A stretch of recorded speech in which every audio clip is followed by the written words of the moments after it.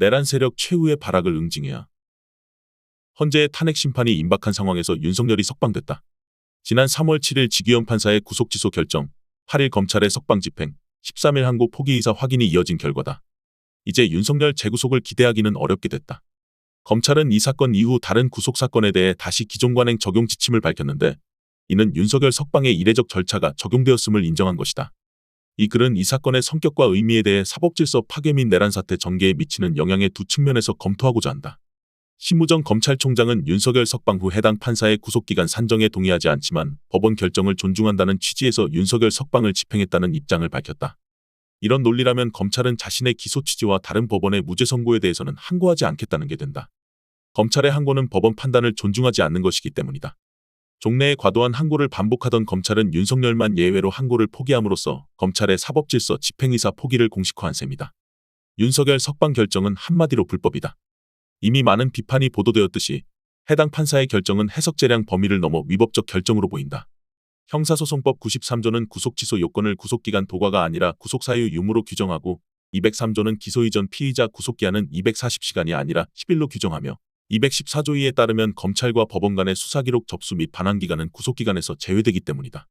그러므로 이번 결정과 조치는 피의자가 자신들 편의 권력자인 경우에도 마치 사법적 약자로 둔갑시켜 그에게 유리하도록 법률 규정과 관행을 무시하는 법기술자들의 무책임성에 과시라 것이다.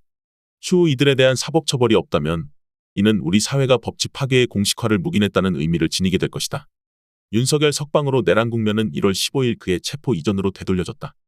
윤석열 구속은 1월 3일 1차 체포 시도가 경호처 방해로 실패한 이후 2차 체포 과정에서 경호처 직원들의 사실상 협조를 통해 어렵게 이루어진 결과였다.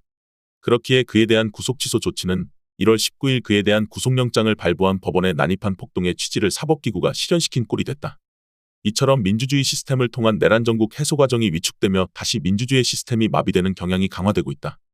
윤석열 구속이 증거인멸뿐 아니라 제2의 내란을 우려했기 때문이었는데 최근 이재명 대표에 대한 암살 제보는 그 우려의 현실화 가능성 또한 높아졌음을 보여주고 있다. 이번 결정이 대통령 권한대행이 국회의 특별검사 절차를 중단시키고 있기에 더 심각하다. 상설특검제도는 개별 특검법안에 대한 국회 의결이 필요 없기 때문에 대통령이 이에 거부권을 행사할 수 없다. 그런데 대통령 권한대행이 특별검사 임명 절차를 진행하지 않는 방식으로 사실상 거부권을 행사하고 있는 상황이다.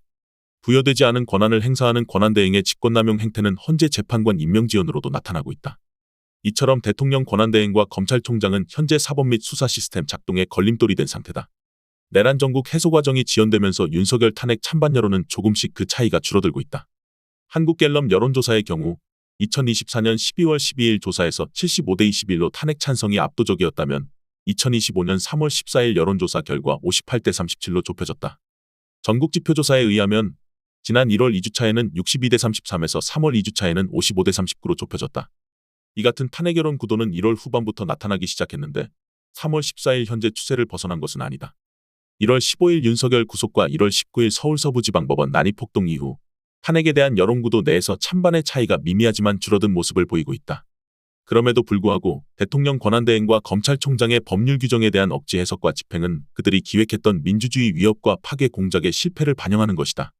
12.3계엄 선포 담화문에서 윤석열은 견제와 균형 원리에 기초한 국회의 정상적 기능을 내란 획책 반국가 행위로 규정했다. 윤석열 정부의 검찰국가 기획은 그러나 국회와 뉴미디어 중심의 역할과 시민들의 호응으로 윤석열 부부의 누적된 무책임성과 불법 의혹 그리고 명태균 게이트로 인해 실패로 돌아간 상황이었다. 윤석열 석방은 경찰의 경호차장 구속과 비화폰 정보 확보를 앞둔 시점에 시행되었다. 내란 세력은 노골적인 불법적 조치가 아니고는 제도적 절차에 대응할 수 없는 막다른 상황에 직면했다고 볼 수 있다. 헌재의 탄핵 심판이 지금까지 모두 기각으로 결정되었다. 그렇지만 헌재의 판결 내용을 보면 윤석열 탄핵 가능성은 더 분명해졌다. 헌재의 감사원장 탄핵 기각 내용을 보면 국회의 탄핵 소추권이 남용됐다고 볼 수 없다. 보도에 따르면 헌재는 이 탄핵 심판을 통해 국회 탄핵 소추의 법정 절차가 준수되었고 피소추자의 헌법 및 법률 위반 행위 재발 방지의 헌법 수호 목적을 인정했기 때문이다. 검사 3인에 대한 탄핵 기각 결정도 검찰의 자료 미제출로 인한 것임을 밝혔다. 헌재의 탄핵 기각 결정은 피탄핵 소추인의 헌법과 법률 위반 그리고 검찰의 헌재에 대한 비협조를 확인시켰다.